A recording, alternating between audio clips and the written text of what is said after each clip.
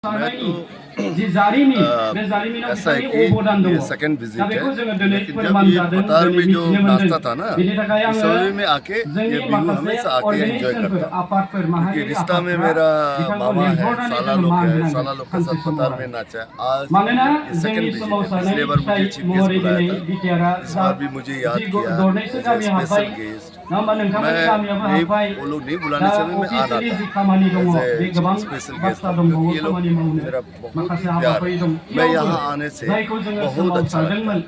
ये natural beauty है पतार में, और ये मामा लोग ये साला लोग इतना प्यार करता है मामी लोग।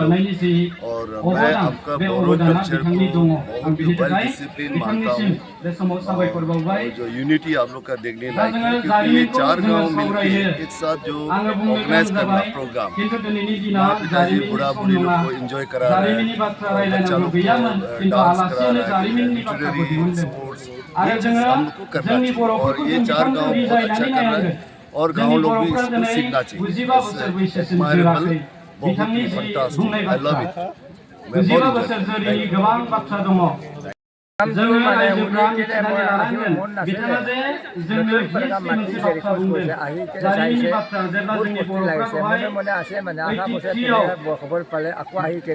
बर' आरो असमियाफोरनि गेजेराव मोनसे दाङाबाजि जादोंमोन।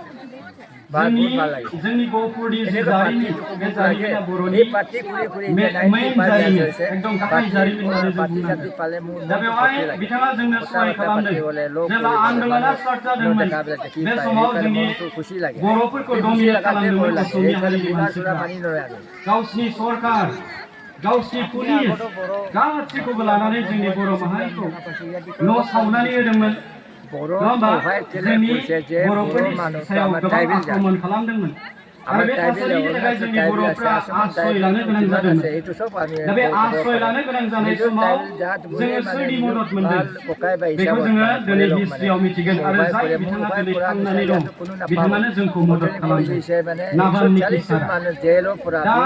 दा जाय समाव बिथाङा जोंनो सहाय होदों बै समनि जि सोमावसारनाय, बर'फोरनि जि सोमावसारनाय, बड'लेण्ड सोमावसारनाय, बे सोमावसारनायनि दारैनो दिल्लीयाव मोनसे ट्राइपारटाइटआव गभर्नमेन्ट आसाम गभर्नमेन्ट सोमावसारगिरि मुभमेन्टखौ आरो दिल्ली गभर्नमेन्टनि गेजेराव मोनसे ट्राइपारटाइटआव जादोंमोन, आरो बे ट्राइपारटाइटनि गेजेरजोंनो जोंनि बिएसि एफर्टआ जादोंमन होननानै जारिमिनाव मोननो हायो। दा दिनैबो बिएसि जाबाय, बिटिएडि जाबाय, 2027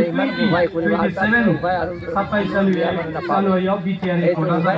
दा नोंथांमोननि नैबे गामिया ब्रह्मपुर एबा बिटिआर एफर्टनि मोनसे गामि हिसाबै हाबसननानै दङ, आरो बेयो दिनै सामलायनाय सरकारि जे हाबाफारिफोर बेयो दिनै उदालगुरिजों जागोन होननानै नटिफिकेसन ओंखारनानै दङ।